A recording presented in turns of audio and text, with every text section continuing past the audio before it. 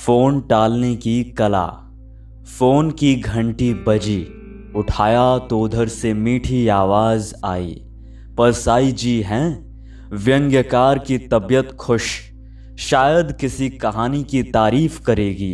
कहेगी हम इत्ते हंसे कि कुछ मत पूछिए। ऐसे सुरीले फोन पर राजेंद्र यादव पूरा उपन्यास लिख डालता है। मैंने कहा मैं बोल रहा हूँ। सुरीली आवाज ने कहा जरा अंकल से बात करिए।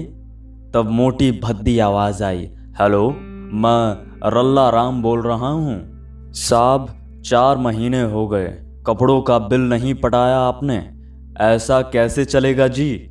सारी रसानुभूति रल्ला राम ने नष्ट कर दी।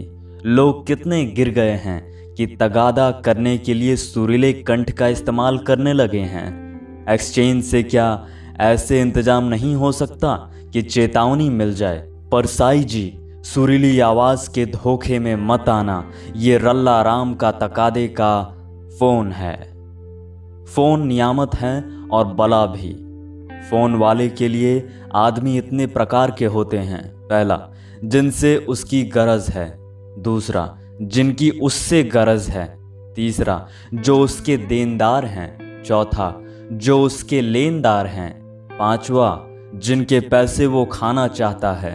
छठा, जो उसके पैसे खाना चाहते हैं। सातवां, जो उसे बोर करने की इच्छा रखते हैं। आठवां, जिन्हें बोर करने की पवित्र इच्छा वो मन में पालता है।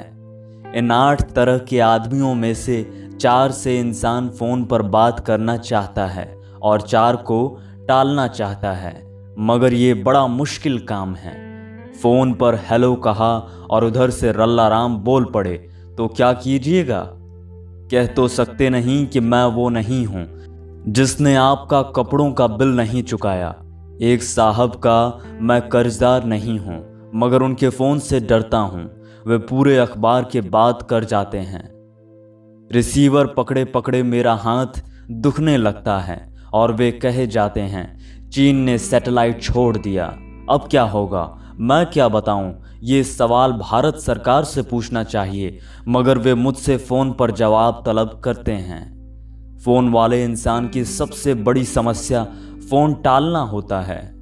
मगर आदमी विचारवान प्राणी है, उसने इसकी भी तरकीब निकाल ली है। एक साहब के पास मैं बैठा था। फोन आते तो नौकर छूटते ही कह देता, भैया जी नहीं हैं। आप कौन साहब बोल रहे हैं? ये सवाल जब किया जाए तब समझ लेना चाहिए कि हैं तो जरूर, पर वे तय करने का वक्त चाहते हैं कि आपसे बात करना है या नहीं। नौकर चोंगे पर हाथ रखकर कहेगा, माधव प्रसाद हैं, माधव प्रसाद से भैया जी को बात करना है। नौकर कहेगा, जरा रुकिए, आस पास दिखवाता हूँ। जरा देर में भैया जी फोन ले लेंगे और कहेंगे, हेलो माधव जी, क्या हाल चाल है? आदमी किसी के लिए है और किसी के लिए नहीं है। मैं रल्ला राम जी के लिए नहीं हूँ, पर उनकी भतीजी के लिए हूँ। मैं भी झूठ बोलने के लिए एक आदमी बिठा लूँ जो कहे, अगर रल्ला राम जी बात करना चाहते हैं तो वे घर पर नहीं हैं, मगर बहन जी आप बात करना चाहती हैं तो वे हैं। मैंने देखा है लोग बेखटके झूठ बोलते हैं, छूटते ही कहते हैं वे नहीं हैं। आप कौन साहब बोल रहे हैं? पर नंबर दीजिए। अगर बात करना है तो थोड़ी देर बाद फोन कर लेंगे।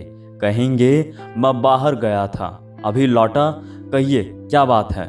समस्या ये है कि ऐसे आदमी को कैसे पकड़ा जाए जो हमेशा कहलावा देता है कि नहीं है, जो आपको टाल देता है। इसकी भी कुछ तरकीबें हैं, अनुभव से बताता हूं। एक साहब ने मेरा एक काम करने का वादा किया था, पर कर नहीं रहे थे। मैं जब भी फोन करता जवाब मिलता, नहीं है। आप कौन साहब बोल रहे हैं? मैं अपना नाम बता देता। वे एक मिशन के कॉलेज में पढ़ाते हैं। उनके प्रिंसिपल मिस्टर विल्सन हैं। एक दिन मैंने अपनी आवाज बदली, बोला, is mister Shukla there? I am Wilson at this end. लड़के ने कहा, अभी बुलाता हूँ। वे फौरन फ़ोन पर आए, बोले, हेलो मिस्टर विल्सन। मैंने कहा, विल्सन नहीं, परसाई बोल रहा हूँ। वो काम हुआ कि नहीं? वे चकराए, बोले, पर तुमने विल्सन साहब के नाम से क्यों बुलाया? मैंने कहा, इसलिए कि मेरे नाम से तो आप घर पर होते नहीं हैं, बॉस के नाम से ही आपको पकड़ा जा सकता है। आगे इससे एक ही गड़बड़ी हुई। विल्सन साहब का फ़ोन आता तब भी वे कहलावा देते नहीं हैं, इस डर से कि कहीं विल्सन के नाम से परसाई न बोल रहा हो। एक पाठ्य पुस्तक प्रकाशक से मुझे रुपए लेने थे। उन्होंने झूठ बोलने के लिए अपने पिता को रख लिया था। लेन देन बेटा करता है और फ़ोन पर झूठ बाप बोलता है। मैं जब भी फ़ोन करूं, लक्ष्मी प्रसाद है, तो पिता मुझसे ही पूछें कि आप कौन बोल रहे हैं। मैं अपना नाम बताऊं तो पिता कह दें वो तो नहीं है। 2500 फ़ोन करके जब मैं असफल हो गया तो एक दिन मैंने आवाज़ और बोली बदली। मैंने पूछा, लक्ष्मी भैया उते हैं का? पिता ने पूछा, आप कौन बोल रहे हो? मैंने कहा, हम कोठारी आए, सागर सो आए हैं, कुछ किताबें खरीदनी हैं, लक्ष्मी भैया से बात करा दो। लक्ष्मी प्रसाद फौरन फ़ोन पर आए, बोले, कहिए कोठारी जी, कौन सी किताबें चाहिए? मैंने कहा, यार मैं कोठारी नहीं परसाई बोल रहा हूँ, तुम मेरे रुपए क्यों नहीं भिजवाते? उन्होंने भी कई ग्राहकों को खोया होगा, इस डर से कि ग्राहकों के बहाने कहीं परसाई ना बोल रहा हो। ऋषि कणव जब दुष्यंत को फ़ोन लगाते होंगे तो कोई पूछता होगा, कौन बोल रहे हैं? ऋषि कहते होंगे, मैं कणव बोल रहा हूँ। जवाब मिलता होगा, महाराज आखेट पर गए होंगे। तब किसी दिन ऋषि की मेधा मेरी तरह तीव्र हुई होगी। उन्होंने कहा होगा, महाराज दुष्यंत हैं, कहना कि श्रृंगाल राज बात करना चाहते हैं। दुष्यंत फ़ोन पर आया होगा, बोला होगा, कहिए श्रृंगाल राज जी, सब परिवार प्रसन्न हैं, वृष्टि अच्छी हुई होगी, प्रजा धन धान्य से संपन्न होगी, गोधन वृद्धि पर होगा। कणव ने कहा होगा, अरे पापी, मैं कणव बोल रहा हूँ, तू लड़की के पेट में बच्चा डालकर चला गया, अब इससे शादी करने से क्यों मुंह मोड़ता है? एक साहब को मैंने और तरह से पकड़ा, उनसे चंदा लेना चाहता था। वे वादा कर चुके थे पर टाल रहे थे। मैंने फ़ोन किया, उनका झूठ बोलने में प्रशिक्षित नौकर वहाँ नहीं था। दूसरे नौकर ने कह दिया कि वे हैं। फिर उसने उनसे कहा, परसाई जी का फ़ोन है।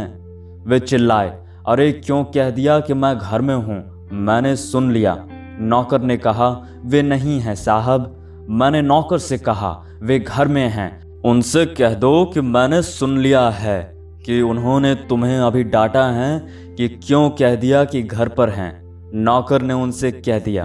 वे नैतिक रूप से घायल हो गए।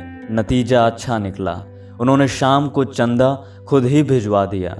कई तरकीबें हैं आदमी को फ़ोन पर पकड़ने की, कई तरकीबें हैं आदमी को फ़ोन पर नहीं मिलने की। अपनी अपनी प्रतिभा के मुताबिक सब अपने को बचाते हैं और दूसरों को फंसाते हैं।